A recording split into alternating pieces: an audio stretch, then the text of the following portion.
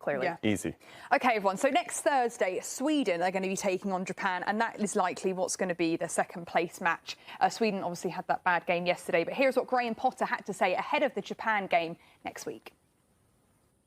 Well, I think the most important thing is we prepare to play Japan. We try and put as much into perspective as we can. What actually happened in the game, what we did well, what we didn't do so well. And then we moved to another opponent, a slightly different opponent than what we faced today, but still a high-level opponent because of, you watch the game with the Netherlands and Japan, they're two really, really good teams. So we know that we're in a group with tough opponents. But the players are honest. I think the players have always taken responsibility. We want to improve. We want to get better. It's not really at the time for second-guessing where you may or may not finish or who you may or may not get. We're not in that place. We have to just focus on our next training session, on our next game, and try to win. So here are the likely opponents in the round of 32 for Group F. So if finishing second, you're most likely to play Brazil, Morocco or Scotland.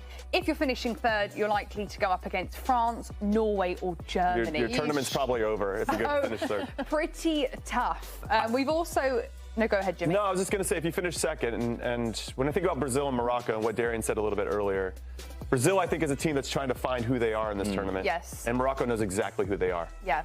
And so, and Scotland's another team that they're going to be who they are. They're just not maybe at the highest quality as some of the other teams that we just mentioned. So I wouldn't mind maybe rolling the dice against the Brazil if you had to choose between Brazil and Morocco because they're still trying to figure it out. However, They've got no chance. They could improve. And they should improve. Brazil should improve over the course of the tournament because they got the master, Carlo Ancelotti, in charge.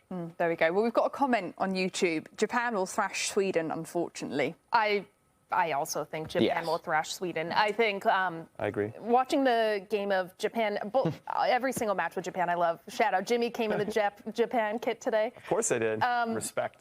But them even going against the Netherlands and even watching the game, I was like, why are they crossing so much? Van Dijk's in the center of the pit. They're scoring headers against the Netherlands. They're sending in crosses. They're scoring from distance. They're scoring in every variety of way. And Sweden, against the Netherlands, couldn't defend a cross to save their life. They couldn't get good pressure on the wing channels. They were open in the center of the pitch, even though that's where they had numbers concentrated. And this is a Japan team that is clinical. They're quick. They counter press as well. They're suffocating.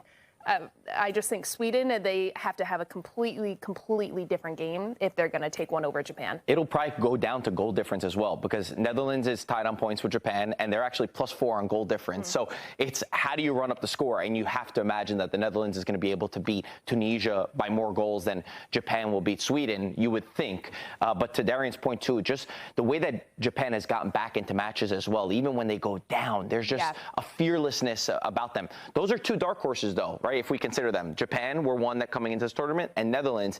And I think that they could both make a statement going further. Tough opponents. Sweden is out, by the way. Sweden is out to any of those teams if they go through in the third place, if they manage to. But, yeah, should be interesting. I think what's interesting about Japan is they have significant injuries to some of their key players. So no Endo, who's their captain. No Miedema, who's out. No Minamino, who's out. Taki Kubo got hurt in that first game against the Dutch. He's most likely out with a knee injury, reportedly out with a knee injury for the rest of the tournament. Arguably, their 4 best players are out. And so I think what's interesting about Japan teams in general is that, yes, very technical. They know how to play. They can play the beautiful game. Actually, probably played more like the Dutch style than the Dutch did when they played against each other. But they lack that little physicality, that bite that we're talking about. And now I feel like I see it in this team where, they can come back in tough situations. They're not going to get bullied or pushed over. They are going to fight. And when you lose 4 of your best players, I wonder if that gets amplified because you know that's what you're going to have to do to survive. So I've been really impressed with Japan, and I would not want to play them in the knockout rounds. We talk about the Dutch fans. The Japanese fans have been amazing. They've been so great throughout the tournament. I love those videos. I love those videos. Everyone trying Texas barbecue for the first time. The videos coming out of the World Cup. Yesterday, and it was like the Japanese fans were celebrating with the opponent fans. Like when they scored, they were just so happy for them, which you never ever see. You think it's time we actually start viewing Netherlands and Japan as contenders rather than dark horses? For me, it's about definition of what you call it. I looked at the Netherlands coming in. Yeah, they have a great history in football. It was plus 2,000 odds for them to win the World Cup. The only teams that had worse odds were Norway, USA, and Morocco. So I called them dark horse, but I guess maybe for the respect of the nation, but they never won a World Cup. But they've been to 3 finals, which a lot of the other countries can't say. I think the Dutch have a much better chance of winning this than Japan does, but Japan is a team that I wouldn't want to face, especially early on in the knockout rounds. You'd be like, we got them? Why couldn't we get, I'm not going to say because then it's going to be blasted all over social media, but like we couldn't get blank. They're a tough team. And they all clean up after themselves in the stadium, don't they? I love that.